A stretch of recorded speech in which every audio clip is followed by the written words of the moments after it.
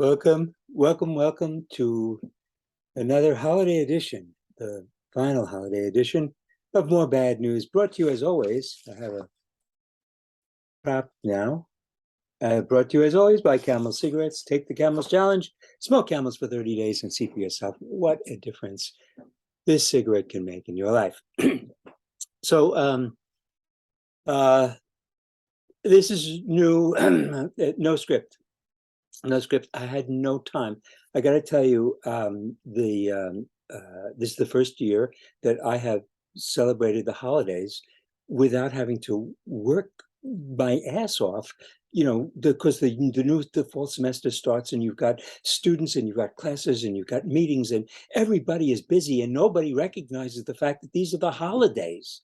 So this is the first time in my life I'm getting to celebrate the holidays, and I don't have to work, and I'm just exhausted from the holidays. It's amazing. And I just wanted to say, for me, the holidays begin in July with Shiva Asar Tammuz. The 17th day of the month of Tammuz is when the armies of Nebuchadnezzar breached the walls of Jerusalem in 586 BCE. And 3 weeks later, they sacked the city of Jerusalem and destroyed the temple and brought the sacrificial system that had been established hundreds, centuries earlier to an abrupt end. God's house had been destroyed. It was like an unthinkable blow. And Tisha B'Av is a very, very serious fast. So Shiva Asar B'Tammuz is a fast that gets you started with 3 weeks of mourning leading up to Tisha B'Av, where it's like Yom Kippur. It's a 25-hour fast.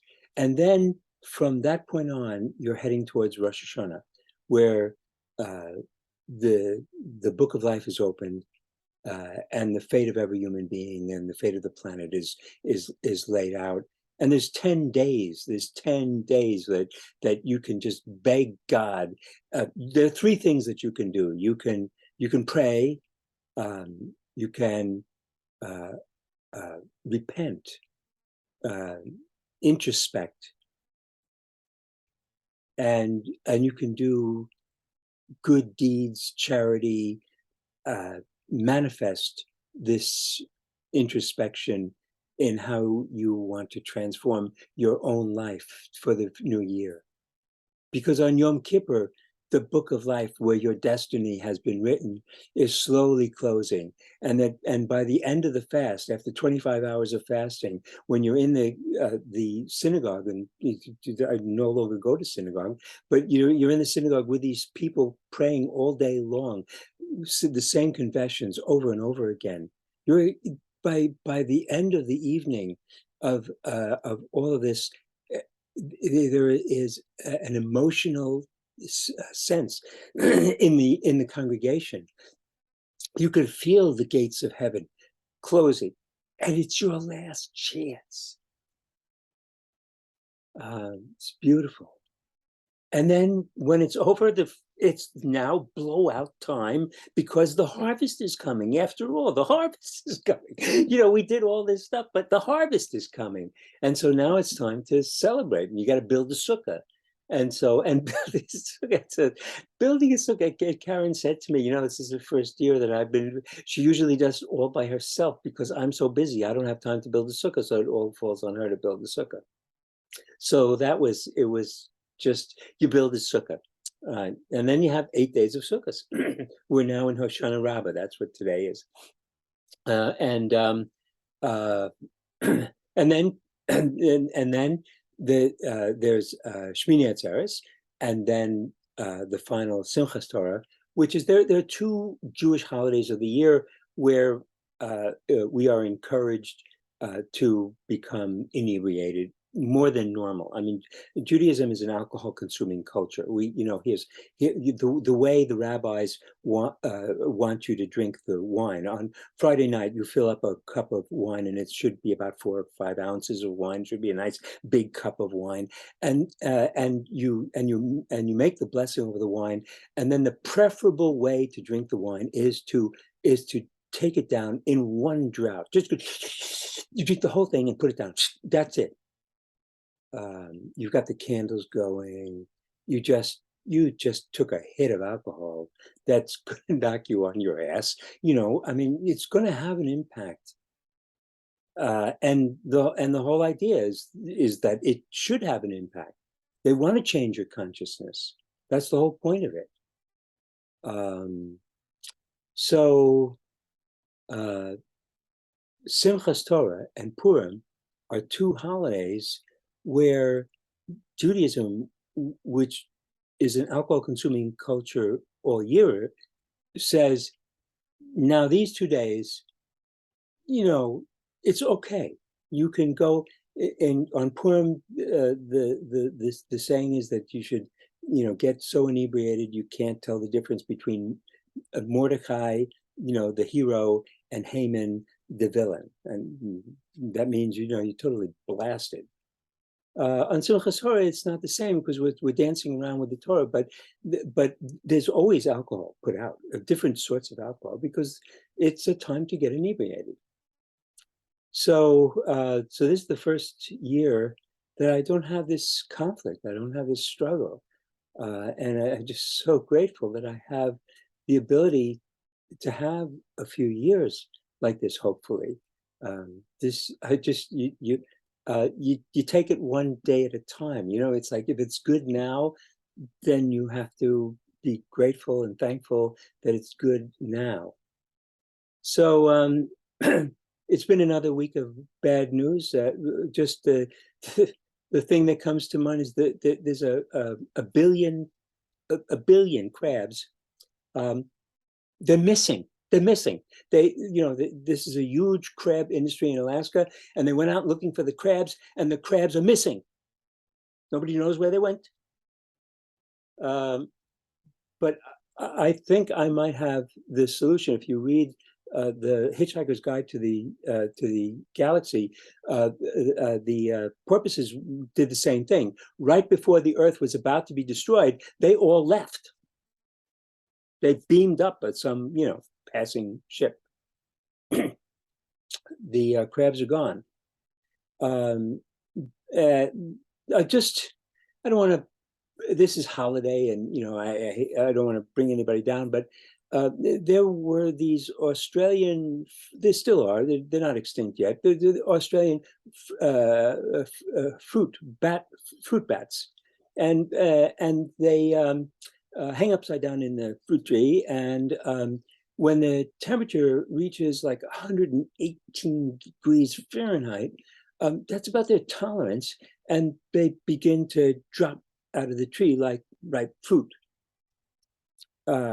So when the temperature reached 118, some of them started to drop, and 119, 120, and they all just, fell dead. It didn't matter how many of them there were.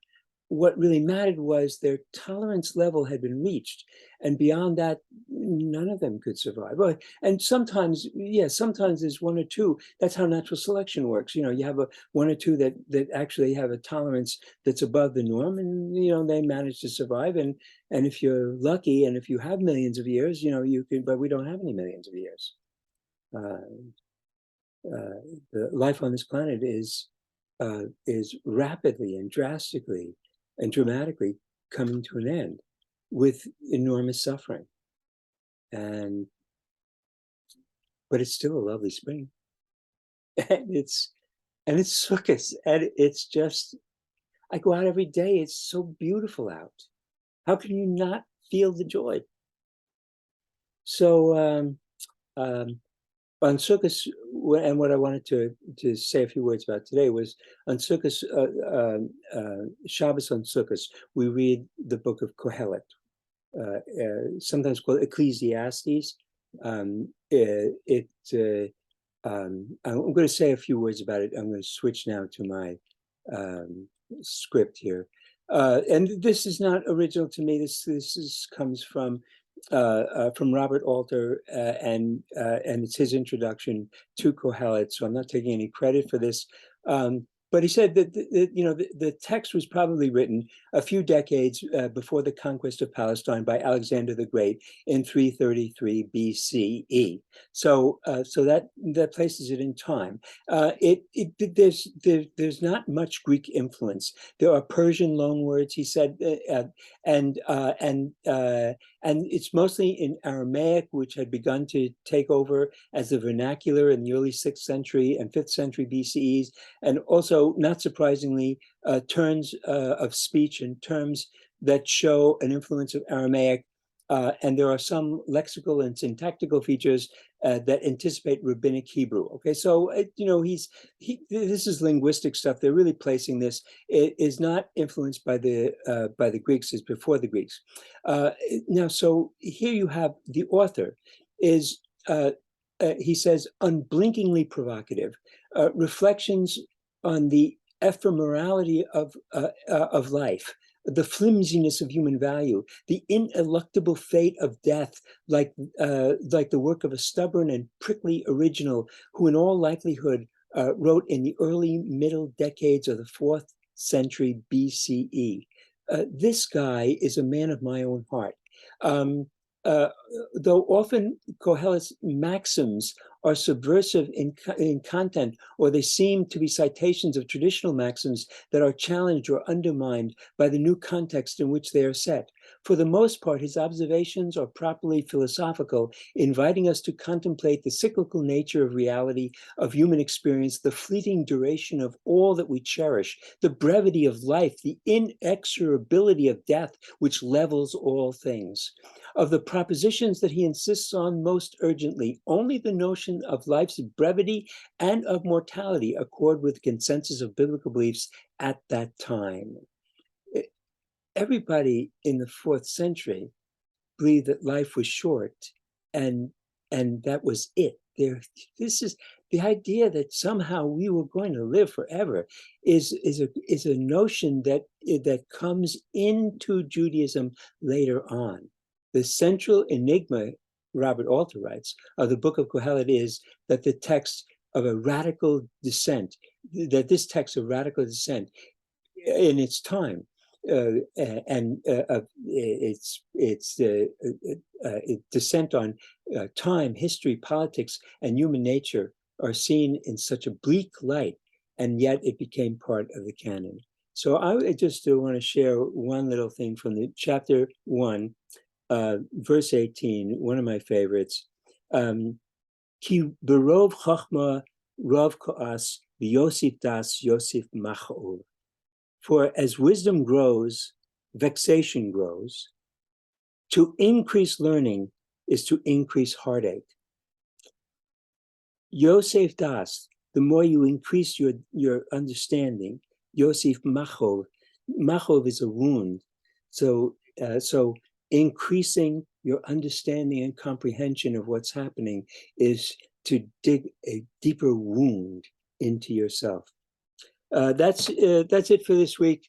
I hope you'll have a happy New Year and enjoy the fall and find sustenance. And I'll see you next week.